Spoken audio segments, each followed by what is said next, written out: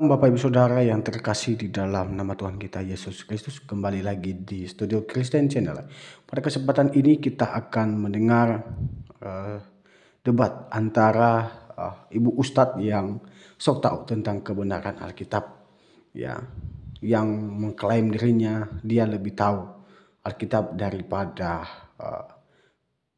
orang Kristen. Nah, bagaimana debat ini? Mari kita dengar bagaimana apologet Kristen menjelaskan bagaimana datangnya Tuhan Yesus sebagai penyelamat dunia.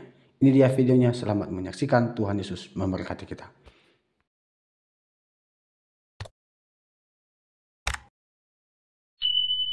Adalah nama sesembahan orang Yahudi, sementara Anda memang bukan orang Yahudi. Kalian itu mengklaim diri kalian itu pengikut Kristus. Ya, ambillah, Mang. Pengikut Kristus. Apakah Kristus itu diakui oleh orang Yahudi? Tidak. Tidak diakui. Jangan kalian mengemis. Jangan kalian mengemis nubuatan tentang ketuhanan Yesus itu di dalam perjanjian lama atau kitab orang Yahudi. Makanya di sini Pak Gembuan itu minta kejelasan dari kalian, siapa nama sesembahan kalian? Bapakah? Ya kan? Allahkah? Atau Yesus menurut perjanjian baru? Kalau kata Allah, jangan. Itu nama sesembahan umat muslim. Dimanapun kau berada, di negeri manapun, di negara manapun kau berada, kalau kau sudah mengucapkan kata Allah, orang itu udah tahu itu nama sesembahan umat muslim. Gitu. Jadi jelaskan, Bapakah atau Yesus? Karena kalian mengatakan nama Yesus itu berasal dari surga, sementara Bapa juga ada di surga. Gitu loh. Jelaskan, ini Bapa apa Yesus? Kalau kalian mengatakan Bapa fix, berarti Yesus itu bukan nama sesembahan kalian. Karena di dalam hukum Taurat yang pertama, jangan ada padamu ilah lain di hadapanku. Cukup satu ilah. Kitab Yahudi mengatakan sesembahannya bernama Yotevave. Umat Muslim mengatakan sesembahannya itu, nama sesembahannya adalah Allah. Nah, pihak Kristen ini siapa? Kalau kalian mengatakan Yesus, terus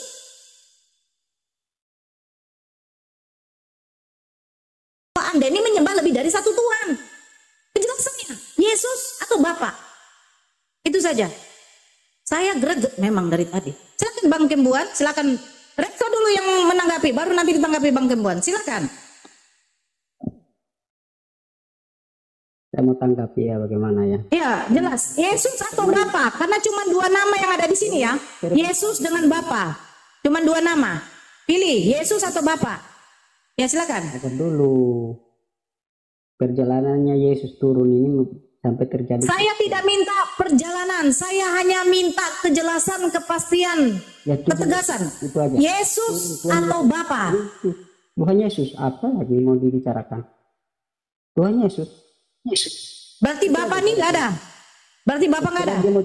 Dia mau jadi Bapa atau jadi anak, terserah, yang penting itu. Oke, Bapa kau jadikan Tuhan apa tidak? Saya tidak terserah, itu urusan kalian. Bapa kau jadikan Tuhan apa tidak?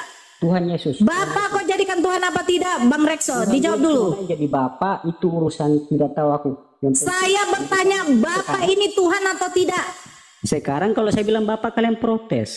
Sekarang aku saya tidak protes, itu keimanan Anda. Saya minta penegasan biar kita nih jangan terlalu ngarung-ngidul. Panjang, diulur, dilepas, diulur. Saya pengen ketegasan saja, Bapa atau Yesus. Sebentar Bang Tom. Tuhan Yesus, tidak ada yang lain. Tuhan Yesus. Tuhan Yesus. Oke. Bapak ini siapa? Jadi Allah, dia mau berubah jadi Bapak ini siapa? Saya tidak tanya bilang dia berubah, karena di dalam Bible Anda sendiri aja tidak ada kata berubah. Bapak ini siapa? Bapak tidak tahu, yang penting Tuhan Yesus. Berarti kalau Anda tidak mengakui Bapak di dalam Bible Anda, berarti Anda menentang bahwa Yesus itu berdoa kepada Bapaknya. Terserah. Apakah Bapak yang di dalam Bible Anda ini fiktif? Pada nanti kita lari ke situ, kamu nanti protes lagi. Jadi saya sudah tahu dia. Apakah di dalam Bible Anda ini Bapak itu dia akan menentang kalau kita lari ke Bapa lagi nanti. Mendingan Tuhan Yesus mengagungkan dulu Bapaknya di surga. Sebentar, Bapa kami yang di surga, seperti kata Bang Tom, sebentar Rekso. Bapa kami yang di surga, dikuduskanlah namamu, datanglah kerajaanmu, jadilah kehendakmu, seperti di langit dan di bumi. Berikanlah kami pada hari ini makanan kami yang secukupnya, dan ampunilah kami akan kesalahan kami seperti kami juga mengampuni orang-orang yang bersalah kepada kami. Semua dia minta kepada Bapaknya. Pertanyaan saya, Bapak ini siapa yang di dalam Bible Anda?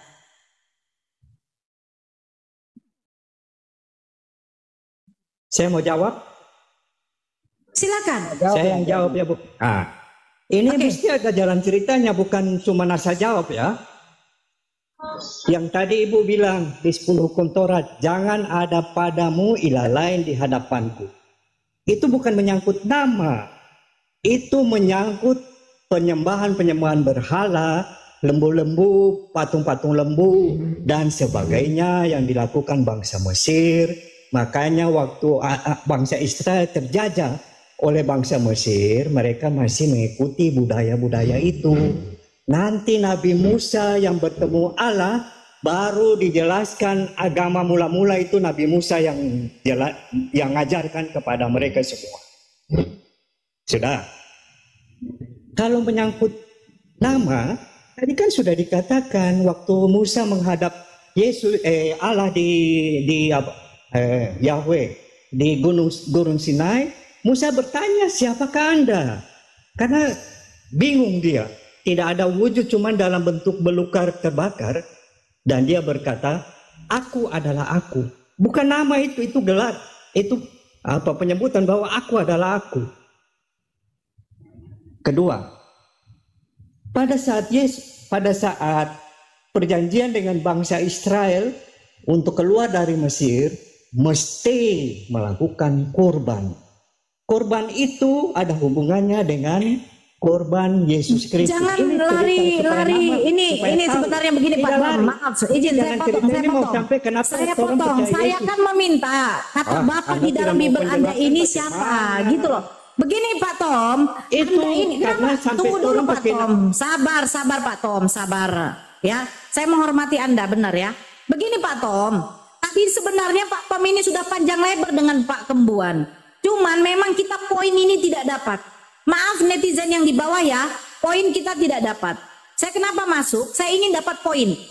Yang ditanya sama Pak Kembuan itu cuma satu. Siapa nama sesembahan Kristen yang sebenarnya?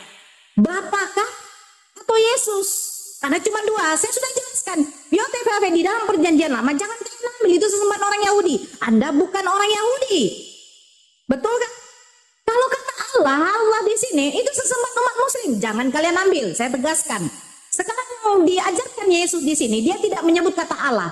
Allah kami yang ada di surga, dikuduskanlah namamu, tetapi Bapa. Nah, sekarang kalian mengatakan siapa nama sesembahan kalian? Yesus katanya. Oke, saya terima. Terus Bapa di sini siapa? Itu kita. Datang Bang Rekso menjawab saya.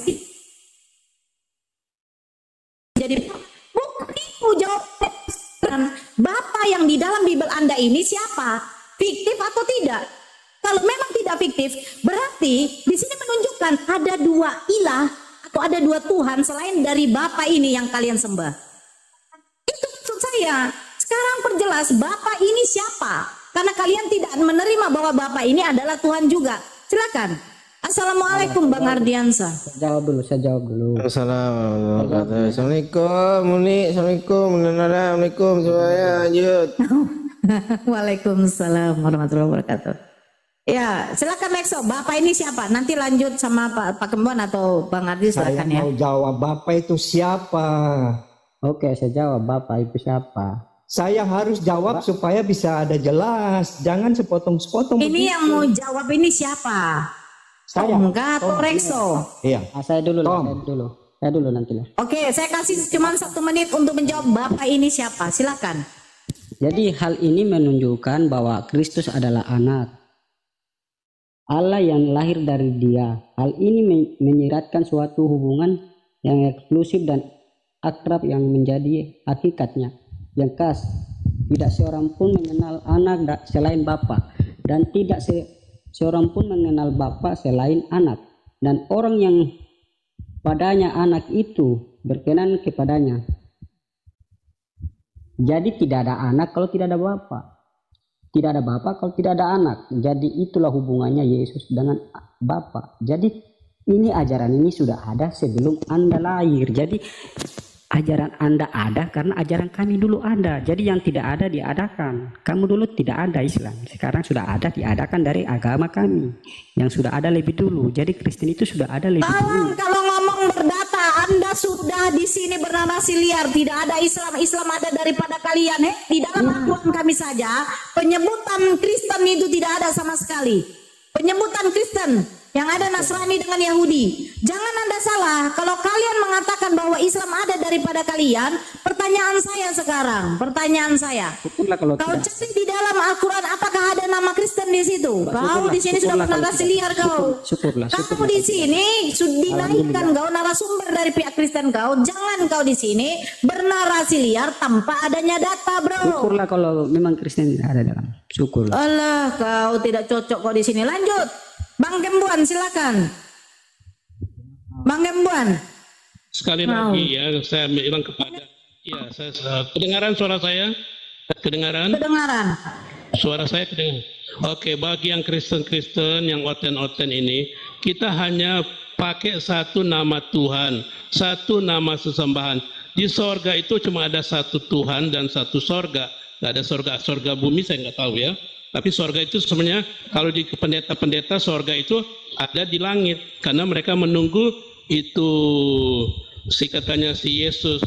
Yesus itu nama fiktif, sekali lagi itu nama dari orang Yunani, ya kan?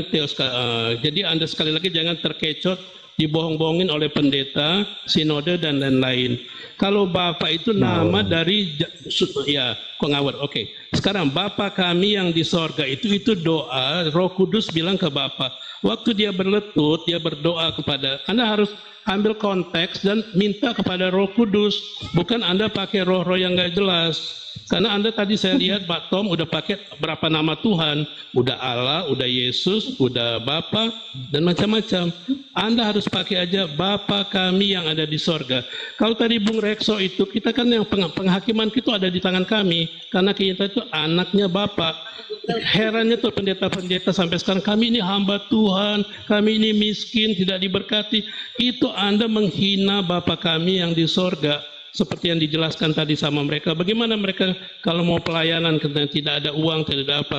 Anda bukan minta sama Roh Kudus, tapi minta sama manusia. Oke. Kedua, yang Bung Rekso tadi itu langsung dicampakkan ke neraka. Dia mau bertobat, dia harus minta cari siapa itu Pak Kembuan. Pak Kembuan yang ada di sini yang menyelamatkan ibu bapak. Karena apa? Saya aja orang Kristen ditolak, ya kan? Ditolak karena apa? Iblis akan menguasai orang-orang Kristen. Sekali lagi itu ada ayatnya. Iblislah bapakmu, ya gitu kan? Karena dia kan bukan udah iblislah Yesusmu, tidak. Dia bilang iblislah adalah bapamu, oke? Jadi sekali lagi orang-orang Kristen yang masih pakai Yesus, Yahweh apa itu semua nama pribadi dari Tuhan-Tuhan yang gak jelas, yang tidak ada di Alkitab. Yang ada di Alkitab mula-mula itu hanya Bapa kami yang ada di dalam sorga.